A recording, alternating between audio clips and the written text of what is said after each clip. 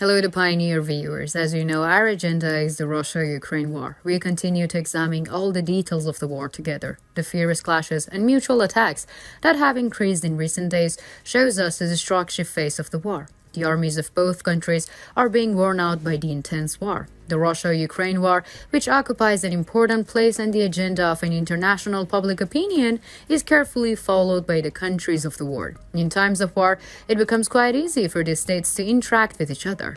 We see examples of this situation in the Russian-Ukrainian war. European countries interacted very quickly and formed a unity against Russia's expansionism's behavior. Due to the security concerns of the European countries, they provided great support to Ukraine. In addition, the Russian threat will be further circumscribed by the admission of new member states through NATO. This is precisely one of Russia's biggest reservations. The second year of Russia's full-scale invasion of Ukraine has been completed, and the war has officially been going on for 2 years. For 2 years, both sides have been making certain gains and making moves towards certain goals. While there is talk of the possibility of ending the war, the enthusiasm and statements of political leaders indicate that the war will continue for some time. According to recent reports, the latest developments in Europe are disturbing Russian President Vladimir Putin, and he's trying to get away by taking measures against the possibility of Europe's interrogation and unity against Russia and finding countries that support him within Europe. Another agenda emerged in the days within the criticisms against the Russian media increased. The Russian media, which refrained from bringing the war to the agenda, became the target of the criticisms. Now, if you are ready, let's examine the latest developments together. As the Pioneer, we continue to report on Russia-Ukraine war. Don't forget to subscribe to our channel and turn on notifications so that you don't miss our daily map reports and reports on the agenda. I also read all your comments on our videos. Please continue to share your ideas about our content in the comments with us. Let's start if you are ready. The Pioneer reports. A development that Russian President Vladimir Putin has strongly opposed in recent days remains on the world agenda. Sweden's NATO membership was a process that Putin opposed. Russian President Putin is very concerned that European countries are joining NATO one by one, but Sweden has overcome the last obstacle to NATO membership. The Hungarian parliament voted the other day to approve Sweden's bid to join the military alliance, even though Hungarian Prime Minister Viktor Orbán is widely seen as one of Putin's few allies within NATO. To join NATO, a country needs unanimous support for all the allies and members, and Hungary was the last member state to approve Sweden's after Turkey approved the country's request in January. This paved the way for Sweden's NATO membership. Putin has been outspoken in his opposition to NATO enlargement. He cited the possibility of the alliance's expansion as one of the justifications for his invasion of Ukraine, and Putin's justification were not generally accepted because it was the war in Ukraine that promoted Finland and Sweden to submit simultaneous letters of applications to join NATO in May 2022. Hungarian Prime Minister Orbán publicly supported Sweden's bid for NATO membership, which was brought to Parliament. Given to Orbán's previous pro-Russian positions, this is a significant change. Orbán was very pleased with the results, saying that Sweden and Hungary's military cooperation and Sweden's NATO membership strengthen Hungary's security. Although Russia's armed forces recently took control of the Ukrainian town of Avdiivka, Putin's army has not achieved the battlefield successes that many analysts predicted. Russia has also suffered a high casualty rate in Ukraine.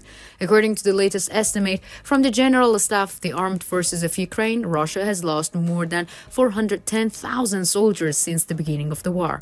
These figures are very high, and these losses are unlikely to be recovered.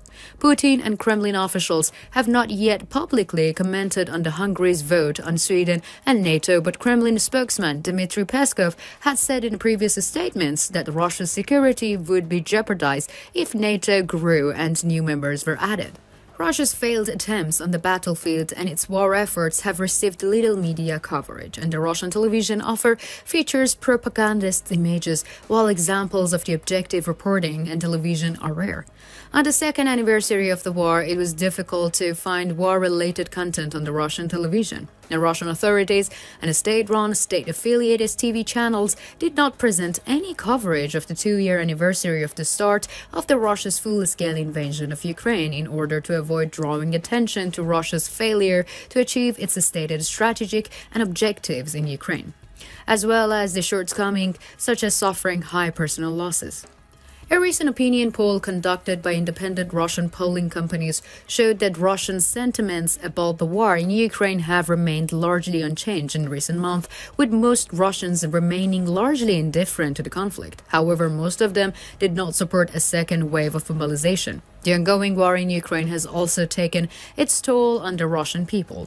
During this period, the Russian people, especially those who feel the economic burden of the war, want the war to end. The reaction of people who have suffered both material and moral difficulties during the war is growing.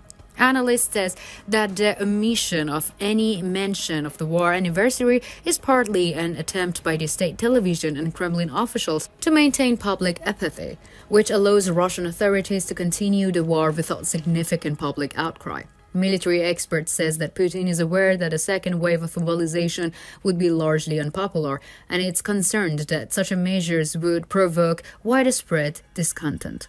It is also possible that Putin may change his approach to the issue after his re-election in the presidential elections in March.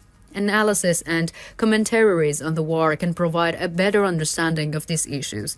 Politicians' rhetoric and state policies may change during the transitions. Analyses are of great importance, especially in the periods of the rapid and drastic agenda changes such as war.